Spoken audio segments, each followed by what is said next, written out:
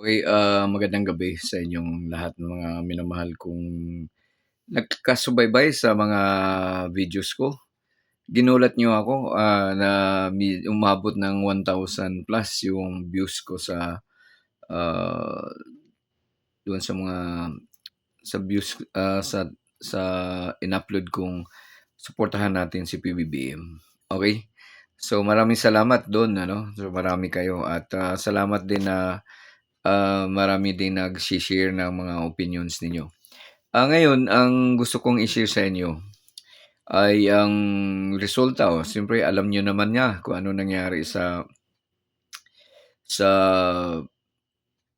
ah, petisyon 'no, petisyon ng mga kampo ni former President, Duterte doon sa ICC at, alam naman natin na ang nagiging, desisyon bale yung ano na yun ay sa Supreme parang kung sa Pilipinas pa, yung yun yung final na 'no, yung parang desisyon na yun sa parang equivalent ng Supreme Court dito sa atin sa Pilipinas.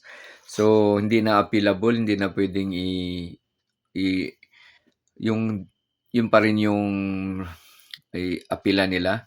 So, actually tatlo yung, ina-appeal-an nila 'no. So, di ko di ko na-memorize yung pagkakasunod. Pero basta ang isa ay, sa tatlo, isa sa tatlo ay, ah, ini-request nila na bigyan ng interim release si, ah, former President Rodrigo Duterte. So 'pag sinabi nating, interim release ay payagan siyang makawal ma maka makalayo diyan sa ICC Detention Center. Pupunta siya doon sa bansa na tumanggap sa kanya para doon siya manatili, pero hindi dito sa Pilipinas kasi ang bansa na puwede lang tatanggap sa kanya ay yung presently member ng ICC. So, alam naman natin na tayo'y, tumiwalag sa desisyon din ni, ah, former President Duterte 'no.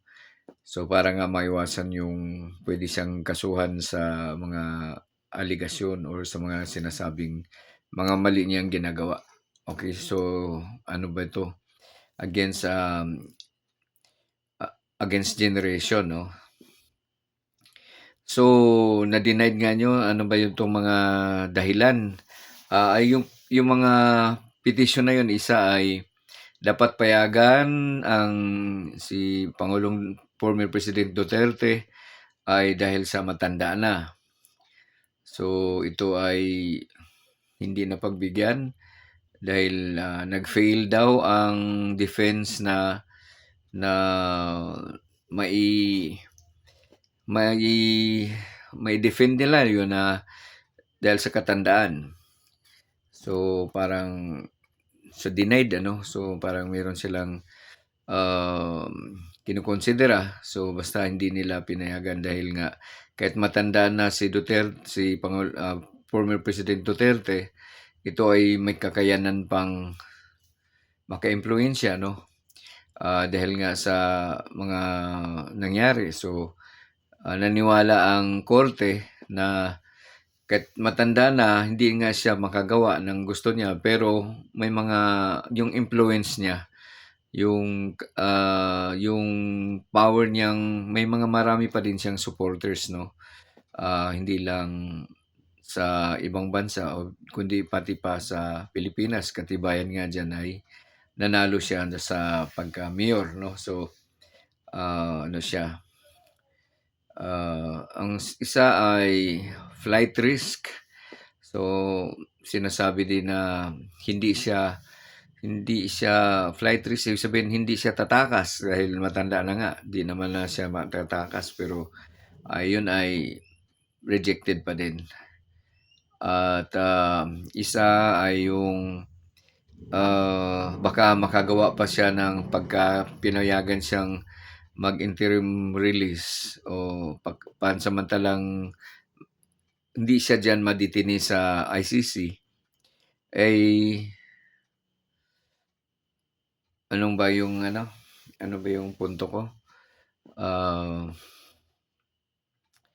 Puwede siyang, hindi na babalik o puwede siyang itakas sa mga suporta sa kanya. So, kaya denied. Maraming nagsasabi na,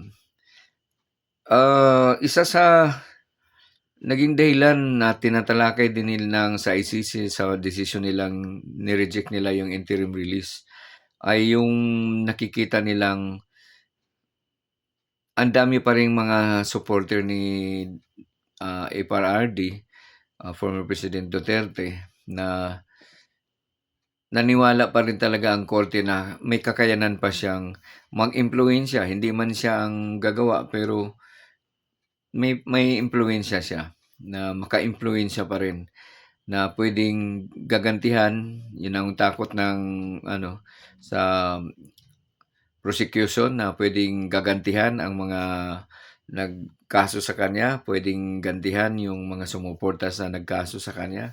So, kaya natatakot sila. So, pinanigan niya ng, ICC, okey? So, yung parang baga sa ano, hindi nakatulong 'no, hindi nakatulong yung, nakikita ng ICC kung gaano kalakas pa rin ang suporta ng mga tao sa Pilipinas dito kay Duterte.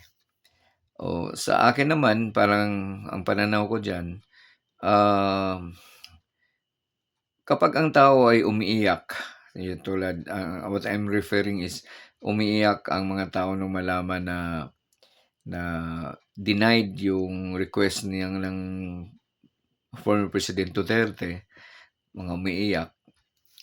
Para sa'kin pagka ang taong umiiyak, nakakaawa 'no, kasi ibig sabihin talagang, for whatever reason, mahal nila si FRRD. So, nakakaawa. Pero, gano'n talaga 'di ba, may batas tayo. So, kahit na lalo na sa ibang bansa 'yun, so iba ang culture nila. So, 'pag may kasalanan ka or may sumbong sa'yo at kailangang litisin ka. So, pero yung iba naman o ako na, mukhang sang-ayon naman ako doon sa, kakasuhan siya kasi para maidepensa niya yung tsaka kasi, wala kasi sa batas natin yung 'di ba kinasuhan siya na may, pinapatay na hindi dumaan sa korte, yung extrajudicial killing 'no. So, bawal naman kasi yun sa batas natin. So, kailangan niyang sagutin. Kailangan depensahan niya sarili niya na paano niya ma-convince yung korte na ginawa niya yun para sa kapakanan ng tao. So, kung paano niya kumbinsihin ang ICC na maisalba niya sarili niya despite na wala sa batas nga yun na papatayin mo yung kung sino man sa tingin mo may kasalanan 'no, tulad niyan yang, drug user. So, ayun, nasa sa kanya yun paano niya patunayan na paano niya defend yung side niya na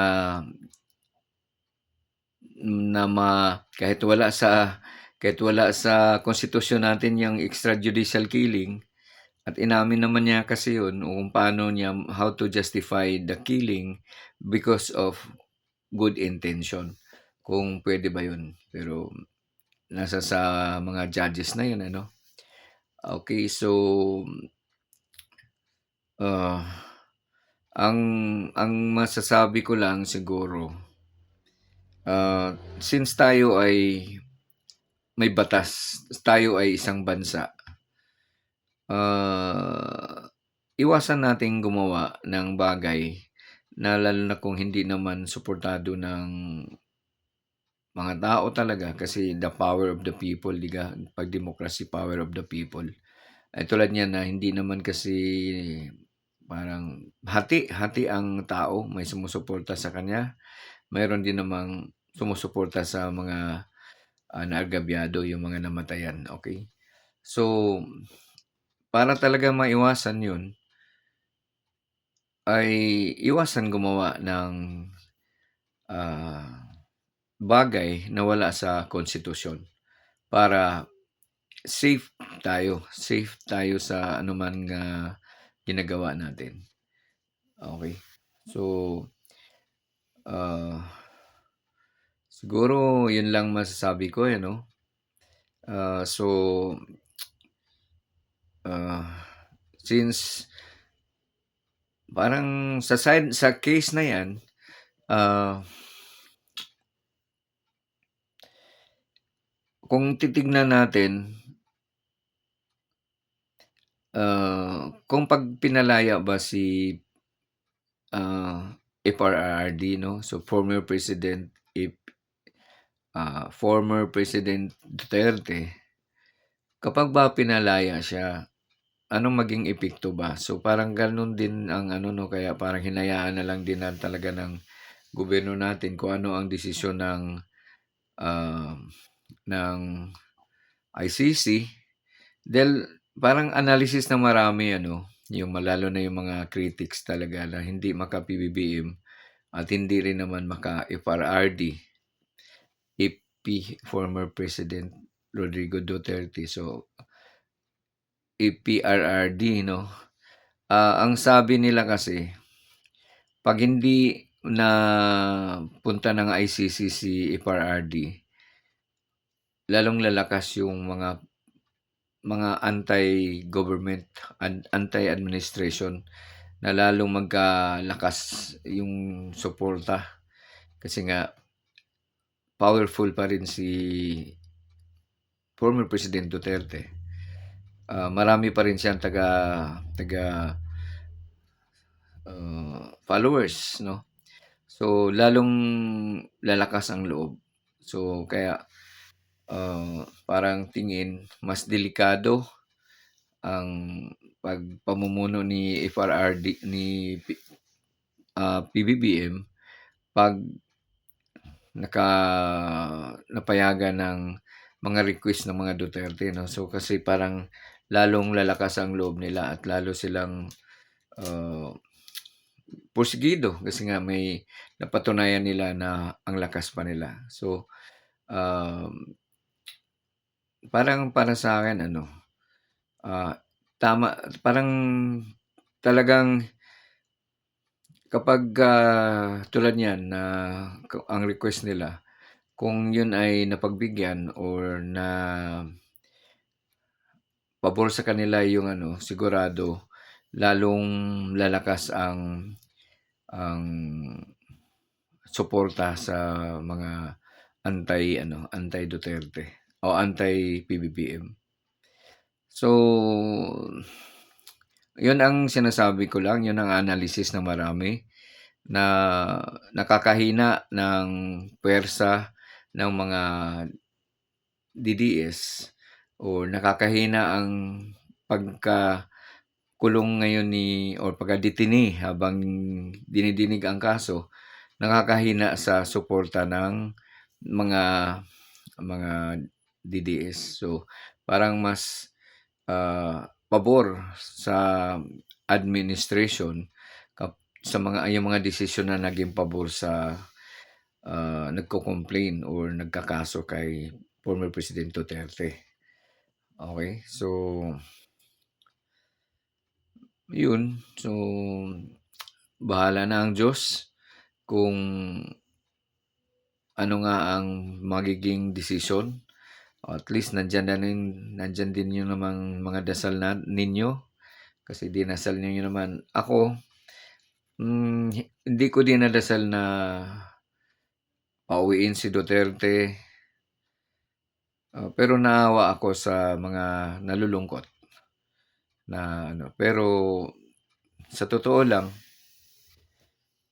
mas parang mas lalakas nga ang loob, mas alang itong mga anti-Duterte na ito, anti-PBBM na 'to, pagka napaboran si Duterte. Kahit na wala siyang gawin, pero lalakas ang loob nitong mga kumukontra sa administration dahil nakita nilang medyo hindi powerful ang administration.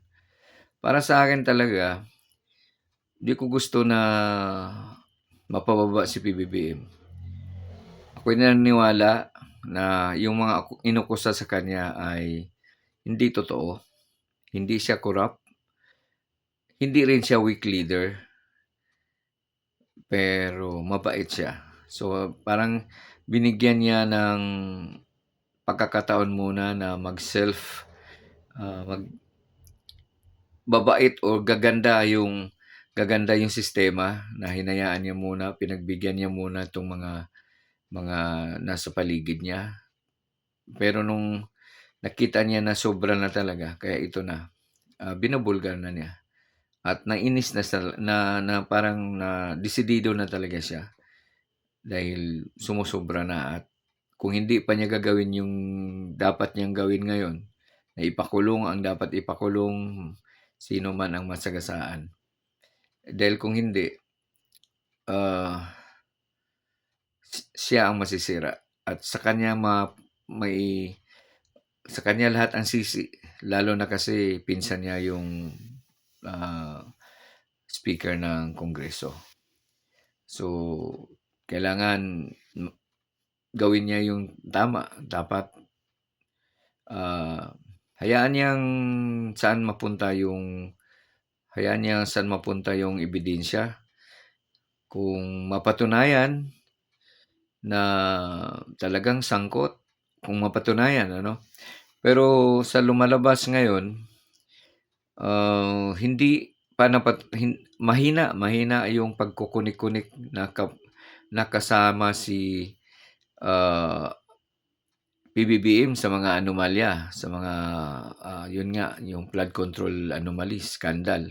Kasi ang nagsalita ay sino lang ba ang nag-connect sa kanya? Dalawa. Yung Gutisa, yung sinabing witness na surprise witness nga ayon na hindi basta bigla na lang.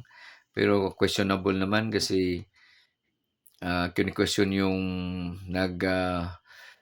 ano tawag nito? Yung nagnotaryo, no? Then, hindi rin siya pumunta, hindi siya nagpakita nung inibintahan siya ng DOJ. Yun lang ang ano, hindi niya bigla na lang siyang nawala. At itong mga sinasabing pag-aakusa ni um, sa Kongreso si Saldico na siya yung chairman ng appropriation. So, ibig sabihin sa kanya nakasasalalay kung saan napunta yung mga budget na to. Yung para sa allocation, no? So, appropriation si Saldico.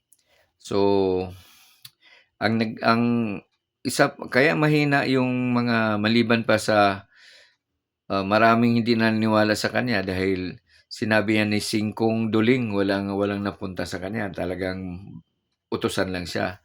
At parang marami namang hindi naniniwala sa kanya kasi saan niya kinuha yung 4 billion worth ng aircraft niya? Saan niya kinuha yun? Oh, di ba? So, mahirap 'yun ang nagpapahina sa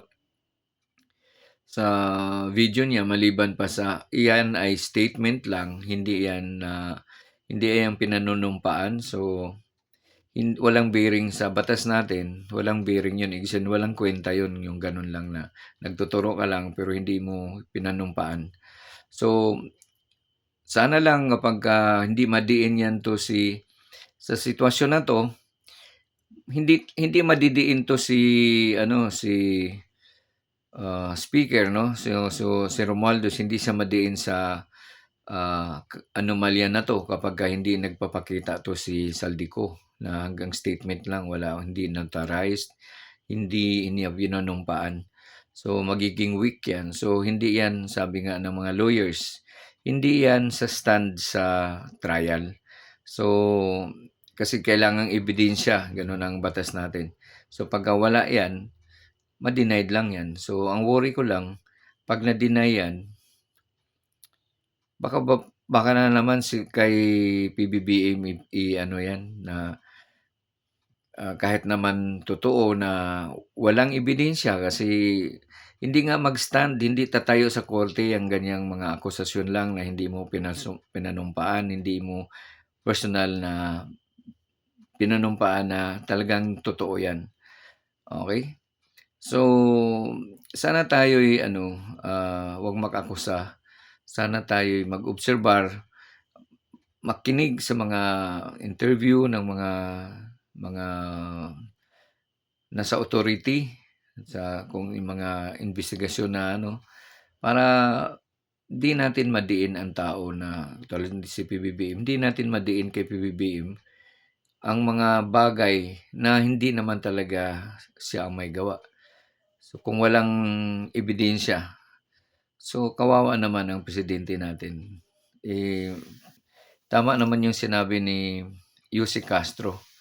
Kitang-kita natin kung gaano kasipag ang pangulo, araw-araw kung saan-saan nagpupunta para lang tugunan ang kababayan natin.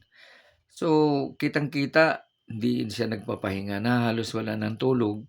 Kawawa naman siya. Maawa naman tayo sana bigyan naman natin ng justice yung pagsisikap. Huwag tayong basta humusga. Kasi sa totoo lang ang 'pag ganyan na, sa tingin ng tao matino, hinuhusgahan ng ganyang mga kung ano-anong pinagsasabi. For myself, nasasaktan talaga ako kapagka, although hindi ko naman talaga din alam kung ano ba talaga ang nasa pangyayari, pero base sa mga nadidinig natin, sa mga sa mga investigasyon, lumilitaw na walang kinalaman si PBBM. 'Pag ang ang ginagawa ng mga taong binoto naman natin, binoto niyo, binigyan natin sila ng kapangyarihan na kapagka may kapangyarihan binigay ng tao kahit hindi mo gusto 'yan, hindi mo basta-basta masupalpal, hindi mo basta-basta mapaalis kasi nga binigyan natin ng power. Example, maraming hindi believe kay Marcolita. Sorry, yung mga diehard kay Marcolita, pero maraming hindi believe sa kanya. Pero hindi siya basta mapatigil kasi nga binigyan natin senador siya, binigyan siya natin ng kapangyarihan. He has the power given by the people who voted him. Kahit ito si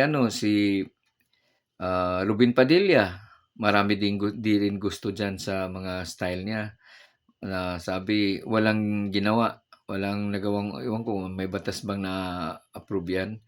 Pero nagsasalita kasi nga binigyan natin siya ng kapangyarihan. So, 'pag tiningnan 'yan, 'pag once binoto natin 'yan, tangay sa kanya yung binigay nating power. So, hindi 'yan basta-basta ma ma ma-question ng presidente kasi binigyan nga natin ng power, kapangyarihan.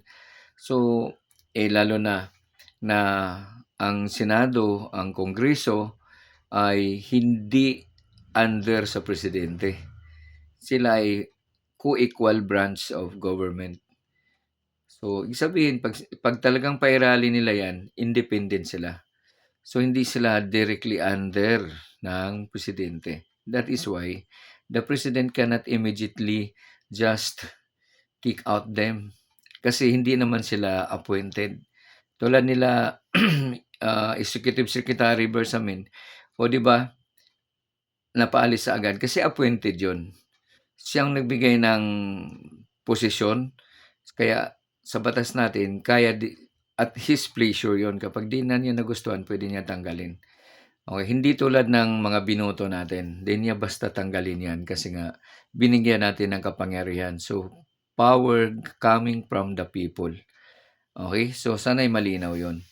So, hindi 'yan basta na tanggalin, kasuhan kasi may mga koneksyon din 'yang mga 'yan. Hindi 'yan basta may mga tactics din 'yan, may mga kapit 'yan paano na medyo makalusot sila, okey?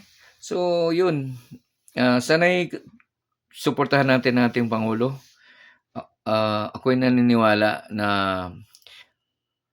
nasa matuwid na daan na, nagstrikto na ang pangulo, gumawa ng hakbang para maging transparent na ang mga pagbi-bidding sa lalo na sa DPWH, ah, halos lahat na gano'n. Lahat ng mga government agency, yung mga bidding sa paano in-award yung mga bagay na dapat, bilhin ng pangulo, bilhin ng bansa natin, eh, transparent na. Nakikita mo na, makikita na natin kung bakit ito, bakit 'yan. Okey, 'yun lang. Maraming salamat. Salamat sa suporta niyo. Sana tuloy-tuloy kayong, manood, mag-share ng magko-comment kayo kung ano ang ano. So far masaya ako do'n sa marami kayong nanonood, nagse-share. Maraming salamat. Ba-bye.